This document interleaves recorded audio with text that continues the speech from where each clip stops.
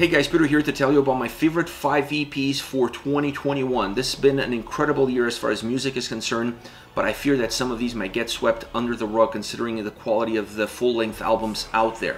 So let's go through this list, starting off at number 5 with Sojourner with Perennial, the band's first EP. They're an atmospheric black metal band, and this one is about the quality, not the quantity, because there's not a lot of tracks in it. But the ones that are in there are absolutely outstanding.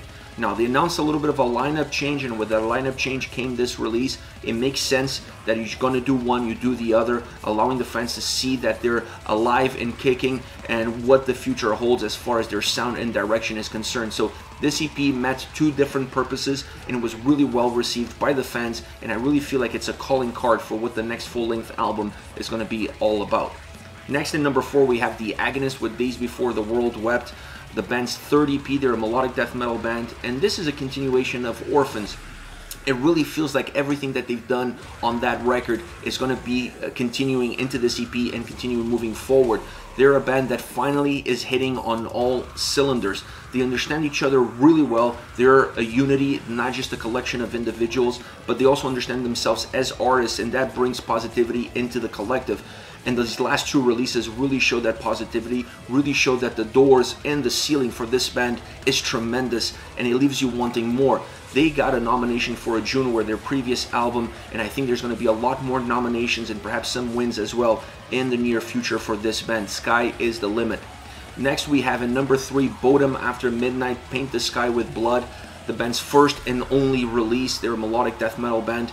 And this is a little bit bittersweet. The last work of Alexi Laio, all the fans were expecting a full-length album with his passing. That wasn't possible, so they put together an EP with the material that they had recorded, and this is going to be one for the ages. Not just because of all the backdrop behind it, not just because of the emotional drive that it carries, but the quality that it has. This EP has phenomenal songs, it has phenomenal work, and it's definitely going to stand up the test of time. It's going to be one of those records that's going to become iconic because of everything that it represents. And number 2, we have Orbit Culture with Shaman, the band's third EP. They're also a melodic death metal band, perhaps a little bit harder to define as a melodic death metal band, but nevertheless, a melodic death metal band it is. This band can do no wrong. They could release an album every year or an EP every year, whatever you want to do. It's singles, whatever. The quality is just outstanding. There is no bar and there is no ceiling for Orbit Culture, because the moment that you start to define that bar and that ceiling for them, they release some new material that absolutely shatters it. And Shaman is the perfect example of that.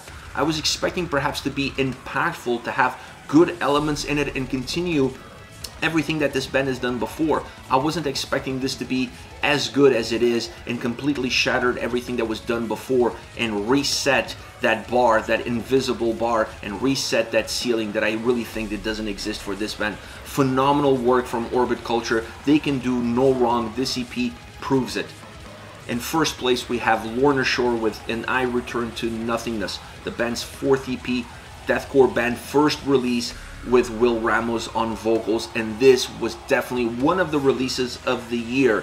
Phenomenal job, phenomenal songs. This guy is an incredible vocalist, and this band found the right man for the right job to really push this band, not in a different direction, but in a more dynamic, positive, mature direction for sure, as far as what they can do with their sound, as far as what they can do with their music, and where that's going to do for their career. Phenomenal work, phenomenal release, phenomenal EP, phenomenal band and vocalist, everything coming together under the sun to be one of the strongest releases of the year, regardless if you're looking at EPs or full-length albums.